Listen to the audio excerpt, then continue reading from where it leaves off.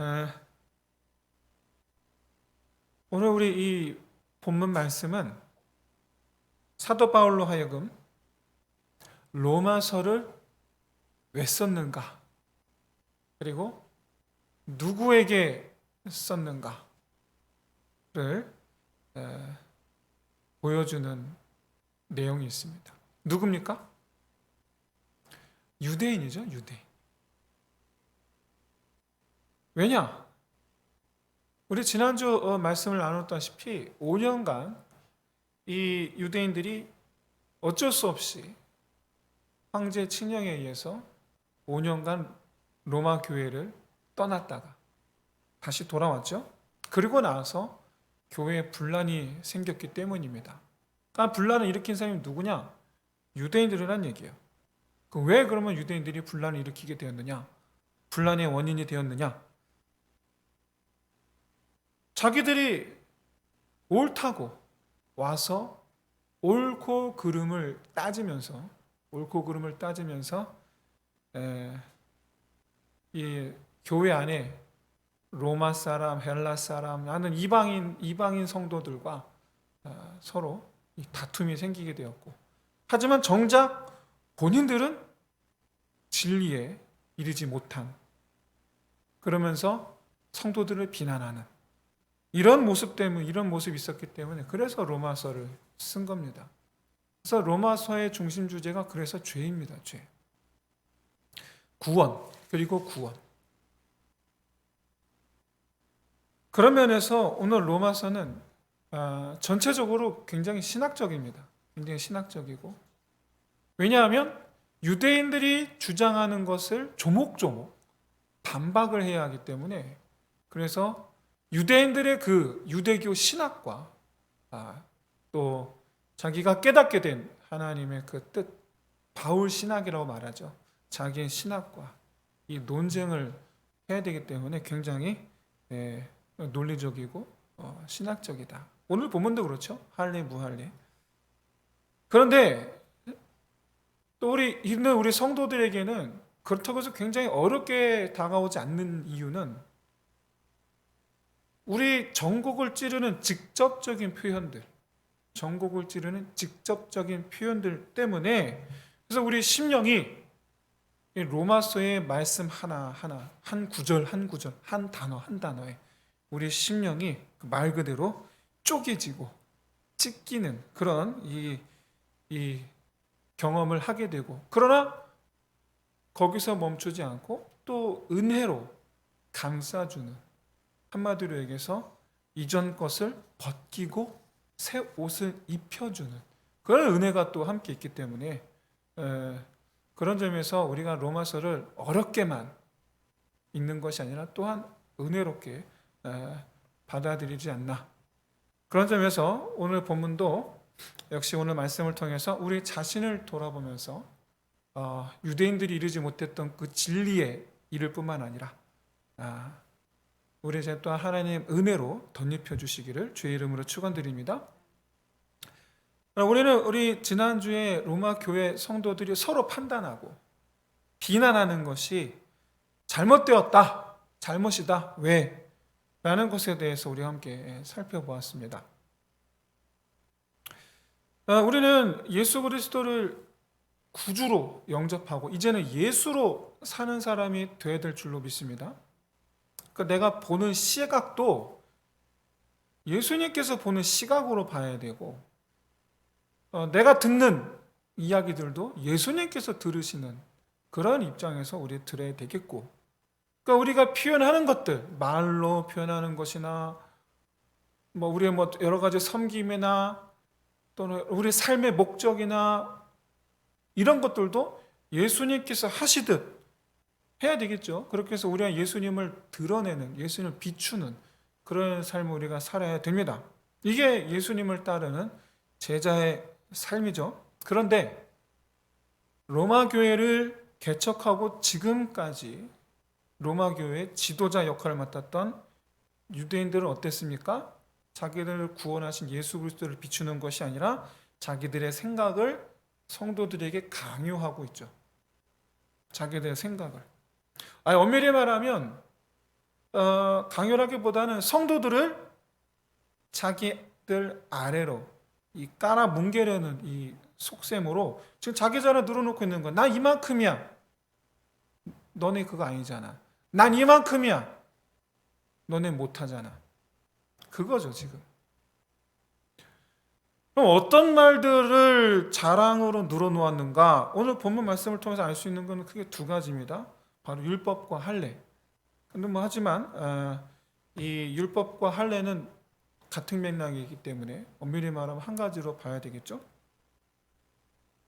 율법, 그러니까 소위 말하는 성경입니다. 이때 교회, 이 당시입니다. 이 당시 교회에서 사용하는 성경은 크게 두 가지였습니다. 하나는 바로 사도들의 편지였습니다. 나머지 하나는 당연히 성경이죠. 구약 성경이죠. 신약 성경이 아니고 구약 성경. 이 시대는 신약 성경이라는 게 없었어요. 사도들의 편지예요. 여러분, 사도들의 편지는 오늘날의 이 강단 위에 설교와 같습니다. 하지만 그럼에도 불구하고 오늘날 이 시대의 목사님들의 설교와는 분명한 차별점이 있습니다. 사도들의 편지는 설교이지만 오늘날 목사들의 설교와는 다르다. 뭐가? 오늘날 목사님들의 설교는 말 그대로 이 성경 말씀을 해석하고 적용하는 것이죠. 하지만 사도들의 편지는 모든 성도들에게 본인들이 보았던 것을, 예수님의 행적을 그대로 전하는, 자기들 보고 예수님의 들었던 말씀을 그대로 전하는, 그러니까 그 말씀이 누구를 비추고 있습니까? 예수님을 비추고 있잖아요. 그게 성경인 거예요. 뿐만 아니라 그것을 깨닫게 하신 성령 하나님의 영감을 받아 썼기 때문에 그런 점에서 이 구약처럼 하나님을 비추는, 하나님을 깨닫게 하는, 하나님 직접적으로 보여주는, 또 직접적인 하나님의 말씀인, 또 성령께서 영감하신 그런 이 구약 성경과 같은 이 성경의 역할이다. 성경과 같다. 그래서 우리가 지금 이제 신약 성경으로 우리가 이제 받아서 우리가 함께 말씀으로 받고 있지 않습니까? 또 하나는 아까 말씀드린 대로 공식적인 구약 성경이죠. 그런데 사도들의 편지와는 달리 구약 성경은, 사도들의 편지는 어차피 모든 교회, 로마인이든 헬라인이든 유대인이든 다 처음 받아본 거예요. 사도들이 써서 보낸, 처음 받아본. 하지만 구약 성경은 아닙니다. 구약 성경은 정통한 이들이 있죠. 누가? 유대인들이죠. 이 사실은 필연적으로 유대인 그리스도인들이 이방인 그리스도인들의 교사일 수밖에 없게끔 만들었고, 그건 필연적이죠. 아는 자가 전해야 되니까 그건 필연적인 거예요. 당연한 거예요. 잘못된 건 아닙니다. 당연한 거예요. 그런데 이와 같은 교사라는 우위, 가르치는 자, 배우는 자, 이 우위에 선 이 유대인들의 이 자랑거리가 뭐였죠? 우리가 더 많이 안다, 더 정확하게 안다라는 거예요. 그러면서 동시에 우리는 율법대로 했다, 율법대로 그렇게 살아왔다, 자랑하고 있는 거죠. 이들이 그럼 행한다라고 말한 율법의 내용이 뭐였습니까? 바울의 말에 의하면 먼저 하나님을 알리는 일을 했다라는 거예요. 율법을 통해서. 율법을 통해서 하나님을 나타냈다. 실제로 유대인들은요, 7일에 2번씩 금식을 했습니다. 7일에 2번씩 금식을 하고 소득의 11조를 하나님께 바쳤습니다. 그리고 회당에서, 그리고 거리에서 큰 소리로 하나님의 이름을 부르며 기도했고, 그리고 형제를 구제할 때에는 모든 사람이 알도록 구제했습니다. 자, 봐봐, 우리 구제할 거야. 이렇게 해서 많은 사람들이 유대인들 때문에 여호와 하나님의 이름을 알게 됐죠. 그래서 여러분, 이렇게 우리 신앙의 행위는 신앙의 대상, 우리가 믿는 대상이 누구인지를 알리는데 아주 중요합니다. 제가 주일날 잠시 말씀드렸던 지금 튀르키예에서 어떤 아이가 이 구출되었을 때 갓난에게 꺼내올 때 그때 거기 있었던 모든 사람들이 다 알라우 아르바크 외치던 그 모습들, 신앙의 행위, 신앙의 언사, 이런 것들이 믿는 그 대상을 알리는데 아주 중요합니다. 그래서 하나님을 믿는 사람은 저렇게 다르구나, 이런 느낌을 가질 때 나도 하나님을 믿어야 되겠다, 교회 가야 되겠다, 이런 생각을 하게 되죠. 그런데 여러분, 오늘 본문의 17절에서 사도 바울이 말하고자 하는 것은 그런 게 아니고, 나는 이렇게 하나님께 열심이다. 누가 열심이다? 내가 열심이다. 내가 열심이다. 자기를 자랑하는 일이라는 거예요. 나 봐, 나 지금 11조 드려. 나 봐, 나 지금 기도하고 있어. 나 봐, 나 지금 구제하고 있어. 자기를 보라는 거죠. 뿐만 아니라 18절에서 로마 교회 유대인들은 자기들은 다 무려 1500년, 모세가 BC 1446년에 출애굽을 해서 BC 1406년에 가나안 땅에 들어갑니다. 그러니까 BC 1406년이 모세가 죽은 해예요. 그러니까 그 사이에 성경은 썼겠죠. 예수님은 지금, 예수님이 지금 죽으시고 부활하시고 승천하신 뒤로 대략 한 50년, 60년이 지난 시점입니다. 그러니까 딱 1500년간, 1500년. 최초 모세가 모세 오경을 쓴 이후로 지금 1500년이 지났어요.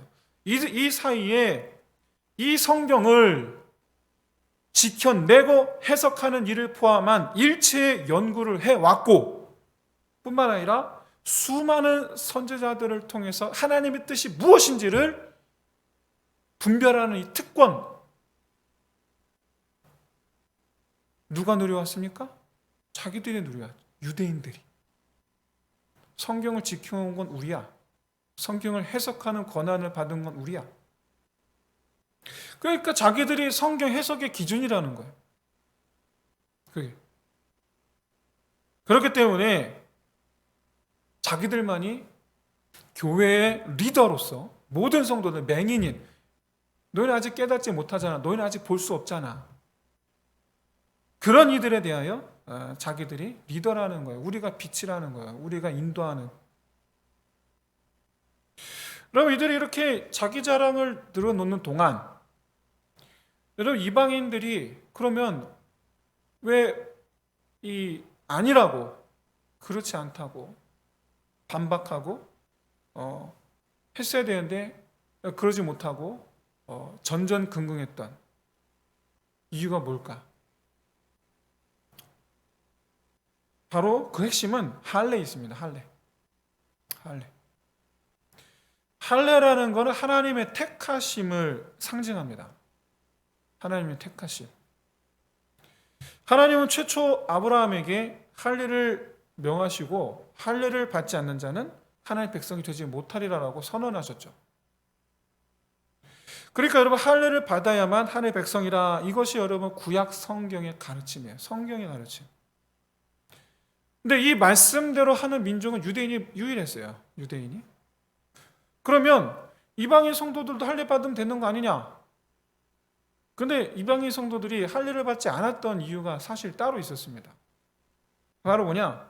베드로가 일찍이 베드로를 포함한 사도들이 예루살렘 교회의 사도들과 예루살렘 교회 장로들이 같이 모여서 이방인들은 할례를 받지 않아도 된다라고 공회에서 선포했기 때문이에요.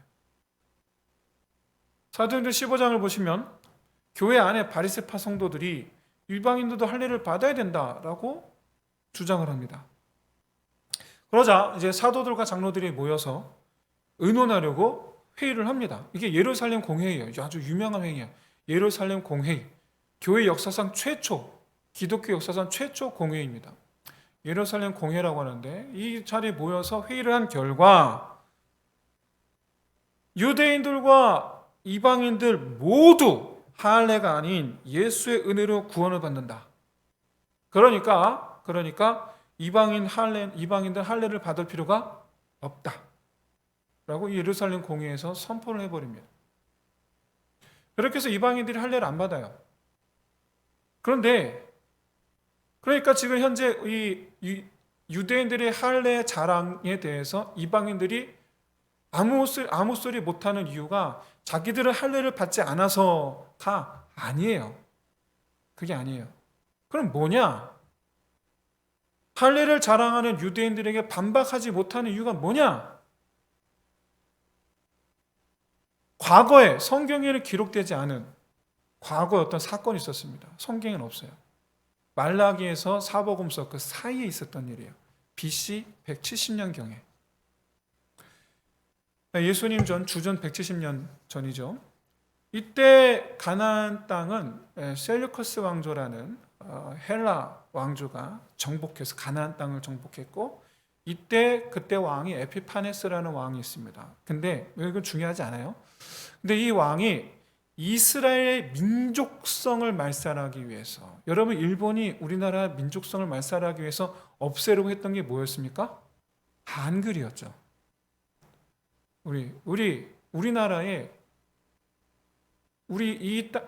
조선인의 민족성 정기를 말살하는 방법, 한글을 없애자.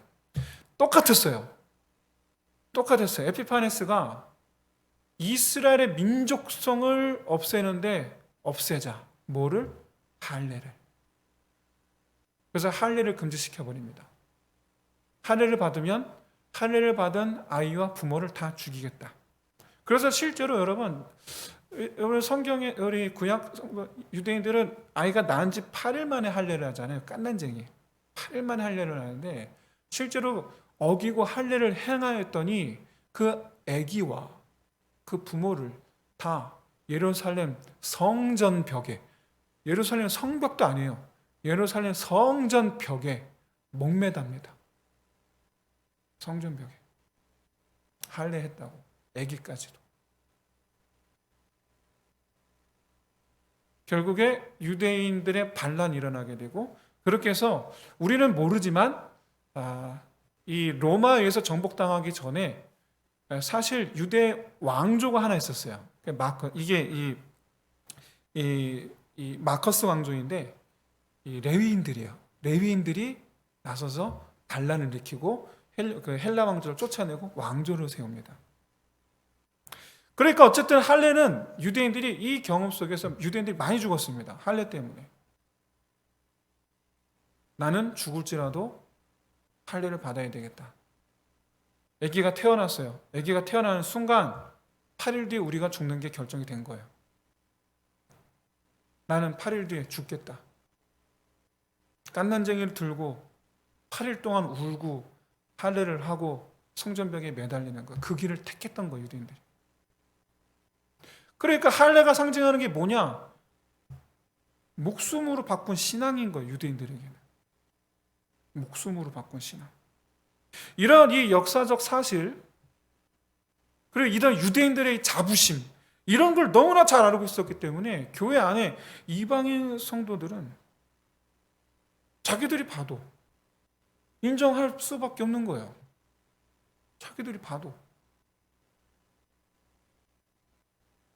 그런데 정말 놀랍게도 유대인 중에 유대인이라는 소리를 듣는 당시 바리새인이자 동시에 그리스도인들 가운데 가장 머리라고 할 수 있는 사도인 바울이 뭐라고 선언합니까? 할례가 무익하다. 선언해 버리는 거예요. 할례가 무익하다. 너희가 자랑으로 삼는 그 할례는 아무 소용이 없다. 왜? 과거엔 할례가 상징하는 것이 우리가 목숨을 걸고 지켜냈던 신앙을 상징했다면, 지금은 할례가 상징하는 것이 자랑거리로밖에 삼고 있지 않으니까. 최소한 바울의 눈에 비친, 바리새인이자 동시에 사도인 바울의 눈에 비친 로마 교회 유대인들은 할례를 자기 자랑거리로 삼은 것, 그 이상도 그 이하도 아닌 거죠. 여러분, 오늘날 많은 이 과거 선조, 뭐 그렇게 선조도 아니에요. 고작해야 3대, 4대. 일제시대, 그리고 또 6.25 전쟁 당시 일제와 공산당에 저항했던 우리 믿음의 조상들, 뭐 그렇게 조상도 아니죠. 우리 할아버지일 수도 있고, 우리 증조 할아버지일 수도 있고. 그렇게 신앙을 지켜왔는데 그 후대인 우리가 뭐라고 말합니까? 우리 증조 할아버지는, 우리 할아버지는 이런 신앙이었어. 근데 자기는 알겠어. 네 할아버지 그런지 알겠어. 네 증조 할아버지 그러셨다는 거 알겠어. 그런데 너는, 여러분, 이 사도 바울의 눈에 비친 유대인들이 다 그와 같았다라는 거죠. 여러분, 세상에는 소위 전문가라는 사람들이 있습니다. 전문가. 정치, 경제, 문화, 이들이 하는 말은 힘이 있습니다. 공신력이 있어요. 그런데 여러분, 종교에도 전문가들이 있죠. 이 전문가들의 특징은 자기 영역에 자존감이 높다라는 거예요. 공통점이에요. 자기 영역에 자존감이 높아요. 나 이만큼 알아. 그런데 같은 계통에 있는 다른 전문가와 견해가 다를 경우에 이거 여러분 자존심 싸움으로 번지는 경우가 대다수입니다. 서로 달랐다고. 내 말이 옳으네, 네 말이 옳으네 하고 서로. 예. 그 싸움이 때로는 목숨을 왔다 갔다 하기도 합니다. 지금 로마 교회가 딱 그런 상태죠, 지금. 이런 이 모습들이 종교계 안에 조금 더 좁혀서 교단 안에, 조금 더 좁혀서 교회 안에, 조금 더 좁혀서 내 구역, 우리 구역 안에 이런 일이 벌어진다면 어떤 일이 일어날까요? 어떤 일이 일어날까요? 문제의 핵심은 그런 일이 벌어지고 있는 당사자들은 자기 안에 하나님을 나타내는 것이 아니라 자기 지식, 자기 신앙 이력, 이런 것들을 인정받고 높임받으려고 그러고 있는 거잖아요. 자기 자랑이죠. 사랑하는 성도 여러분, 여러분은 혹시 스스로가 신앙의 전문가라고 생각하고 계시지 않습니까? 저는요, 신앙생활의 연조를 자랑스러워하는 분도 봤고, 아까 말씀드렸다시피 자기 집안의 신앙을 자랑하는 분들도 봤고, 본인의 다양한 영적 체험,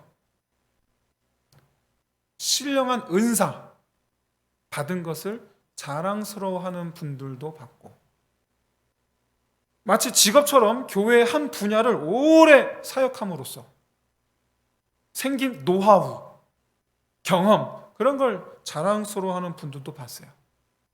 제가 전도사 때 저희 담당 파트는 아니었는데 고등부 파트에 새로 전도사님과 같이 왔는데 얼마 뒤인가 그 전도사님 서서 밥 먹다가 그 전도사가 힘들다는 거예요. 왜 뭐 때문에 힘듭니까? 그랬더니 저는 그때 청년부였고 고등부 담당하는 그 전도사님이 그렇게 얘기하는 거예요. 우리 부서에 고등부 20년 한 선생님이 있습니다. 그 말 하나로 알았어요. 아, 진짜 힘들겠구나.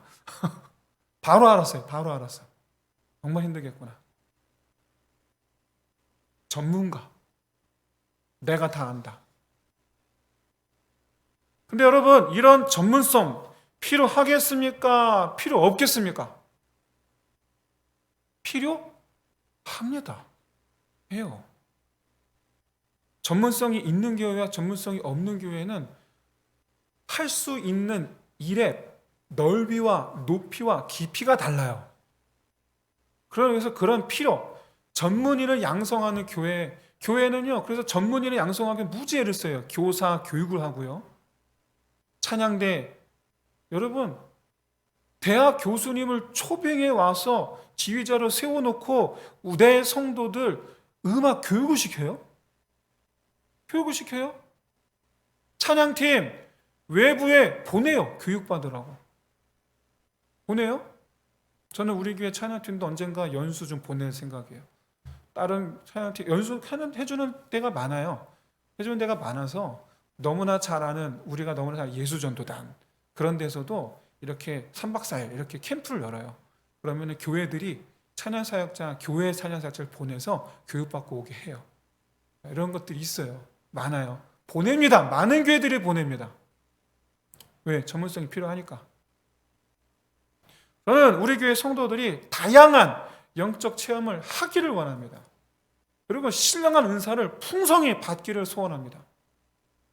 뿐만 아니라 교회 봉사 중 어느 한 분야에 다양한 경험과 어떤 노하우를 갖게 되기를 저는 진심으로 소원합니다. 저는 바라요. 무엇보다 성경 지식에 밝아서 다른 많은 이들에게 말씀을 가르칠 수 있는 성도들, 구역장, 장로 많아지기를 저는 진심으로 소원합니다. 바랍니다. 저는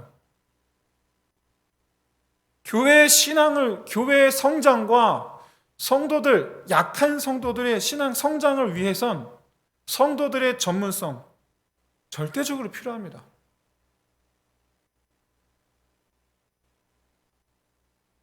우리는 분명 기도와 말씀의 달인이 되어야 하고 다양한 봉사에 있어서 프로가 되어야 돼요. 프로의식을 가져야 돼요. 자기 좀 바쁘면 빠지고 이게 아니고 프로의식을 가져요. 프로의식을. 그렇게 여러분 달인과 프로가 돼서 약한 성도들을 자라게 하는 일, 그리고 믿음이 없는 이들을 구원의 길로 인도하는 교회의 이런 같은 이 사역에 더 깊고 넓고 높이는 이 모든 일을 넉넉하게 감당할 수 있는 그런 성도들이 많은 교회. 그런데 여러분 안타깝게도 이런 신앙의 전문성을 가진 이들이 그것으로 자기를 높이려는 순간 교회는요 곳곳에서 싸움 벌어집니다. 곳곳에서 싸움이 벌어지고 혼란의 교회 전체가 혼란에 빠지고 그러다 결국에 하나님께서 뱉으시는 그런 교회가 됩니다. 그런 뱉으시는 성도가 되고 뱉으시는 교회가 되고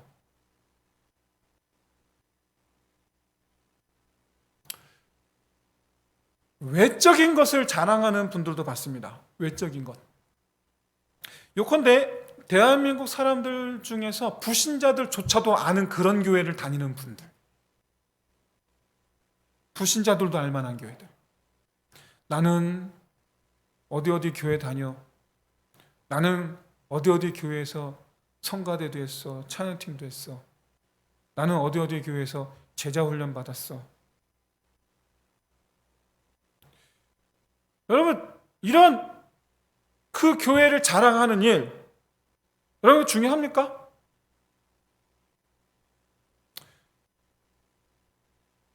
저는 중요하다고 생각합니다. 저는 중요하다고 생각해요. 제가 그럼 질문 하나 드릴게요. 한번 맞춰보십시오. 하나님은 1번, 하나님은 자기가 다니는 교회가 부끄러워서 어디 가서 나는 무슨 교회를 다닌다고 말 못하는 것을 기뻐하신다.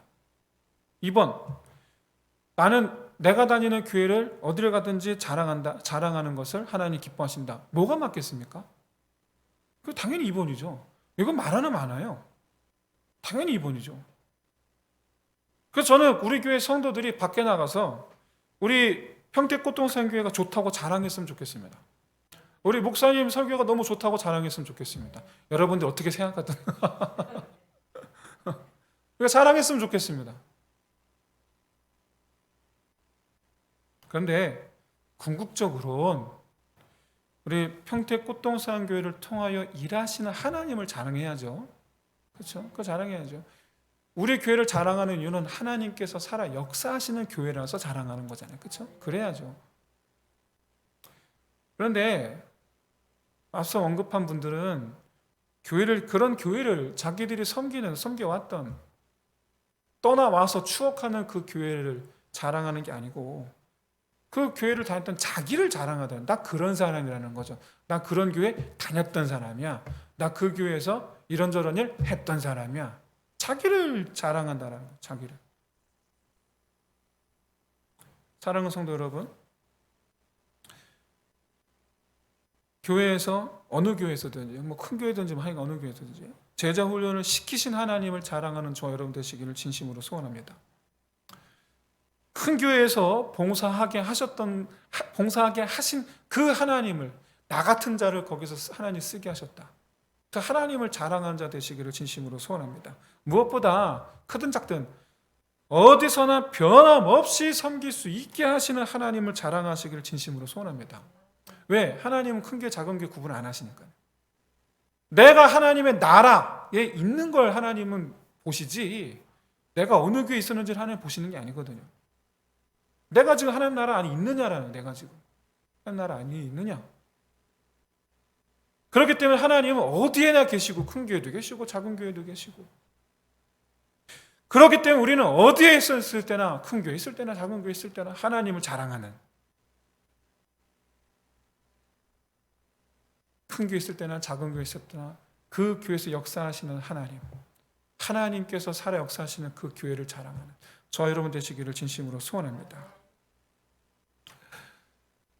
오늘 보면 마지막 부분에 사도 바울이 이면적 유대인, 표면적 유대인이 언급하고 있는데, 이 말은 뭡니까? 쉽게 말하면 껍데기 그리스도인이냐 아니면 속까지도 예수 그리스도를 품은 사람이냐, 이 얘기잖아요. 그렇죠? 지금까지 사도 바울의 논리대로라면 내가 가진 신앙의 지식 때문에, 내가 지금까지 걸어왔던 나의 신앙의 연조 때문에, 내가 받은 영적 은사 때문에, 나의 어떤 교회 안에 내 직분 때문에, 봉사와 섬김의 이력 때문에 자기 높이는 사람은 그럼 껍데기만 그리스도인이에요. 그럼 껍데기만 그리스도인. 내 신앙의 연적 어떻든 상관없이, 내 신앙 지식에 많고 적음에 관계없이 신앙의 지식이 가리키는 오직 예수 그리스도인 줄로 믿습니다. 우리 신앙의 봉사, 섬김 모든 건 오직 예수 그리스도를 위해서인 줄로 믿습니다. 그러니까 여러분, 예수님의 그 사랑, 은혜를 자랑하는 사람, 그런 관계없이 그런 사람이야말로 속까지도 예수 그리스도를 품은 사람이죠. 그런 사람이에요. 그러면 여러분, 제가 한번 질문해 볼게요. 또 한번 맞춰보십시오. 정말 쉽습니다. 껍데기만 그리스도인인 사람과 속까지도 그리스도인인 사람 중에 누가 성령 충만하고 행복한 삶을 살겠습니까? 정말 쉽죠? 그래서 이 질문을 이렇게 바꿔볼게요. 좀 다르게 바꿔볼게요. 껍데기만 그리스도인, 그러니까 다른 성도들과 내가 맞다고 싸우는 그리스도인과 속까지도 그리스도인, 그러니까 예수님의 그 삶을 실천하기 위해서 다른 성도들을 사랑하고 모든 일에 예수님의 행동과 뜻을 따르려는 그리스도인 중에 누가 성령 충만하고 행복한 삶을 살겠습니까? 많아나 많아죠. 그래서 우리는 행복한 신앙생활을 해야 될 줄로 믿습니다. 내 영혼을 괴롭게 하는 신앙생활 하지 마세요. 내가 인정받으면 우쭐해지고 기분 좋을 수 있어요. 그런데 그 순간이 내 영혼을 고통으로 몰아넣는 시간이에요. 내 영혼을. 내 입에서 신앙의 자랑을 함으로 말미암아, 나의 신앙을 자랑함으로 말미암아 그 순간은 왠지 인정받을 것 같고, 그 순간만큼은 우쭐해질 것 같고, 이러니 기분은 좋을 수 있을 수 있으나 그때부터 내 영혼은 하나님으로부터 멀어져 가고 영적인 고통이 시작이 되는. 자, 한 번 더 여쭤보겠습니다. 여러분, 어떤 성도들이 있는 교회가 천국 같은 교회가 될까요? 당연히 예수님을 따라가려는 성도들이 모인 교회이죠. 그게 아니라 반대로 자기가 맞다고 싸우는 그리스도인들로 가득한 교회는 천국이 아니고, 사랑하는 성도 여러분, 행복한 교회, 행복한 성도의 삶, 내 인생이, 내 삶이, 그리고 내가 몸담은 곳이 행복한 곳이 되기 위해선 우리가 속까지도 그리스도인이 되어야 될 줄로 믿습니다. 바라기는 우리 교회가 그런 교회가 되기를 진심으로 소원합니다. 이제 말씀 마치겠습니다. 자기 자랑, 자기를 높임, 자기를 내세움, 자기 생각을 관철시킴, 이런 신앙생활은 여러분 괴롭기만 합니다. 그런데 하나님을 찬송하고 하나님을 높이고 하나님의 생각에 무릎을 꿇고 이런 생활은 우리를 행복하게 합니다. 세상은 내가 인정받아야지 행복할지 모르겠지만 하나님의 나라에서는 내가 하나님을 인정하는 삶을 살아야 행복합니다. 말하기는 그렇게 행복하고 충만한 믿음 생활을 하는 저와 여러분이 되시기를 주의 이름으로 축원드립니다. 우리 함께 이 시간 기도합시다. 먼저 우리 자기 생각, 자기를 높임, 자기를 자랑함 이런 것들을 버리게 하여 주옵소서. 그리고 하나님의 뜻을 따르고 행하며 하나님을 자랑하게 하여 주옵소서. 마지막으로 형제와 연합하여 예수님의 몸이 되는 그런 우리 교회가 되게 하여 주옵소서. 우리 기도 제목을 놓고 우리 함께 기도하겠습니다. 할렐루야. 하나님 아버지, 정말 참으로 주님께서 이 시간 저희 함께 해주시고 아버지 은혜의 은혜를 더하여 주셔서 아버지 하나님의 그 은혜가 나타나는 아버지 우리 교회가 되게 주 역사가 되어 주옵소서. 할렐루야. 하나님 아버지 이 시간 아버지 내 생각 하나님 아버지 또한 아버지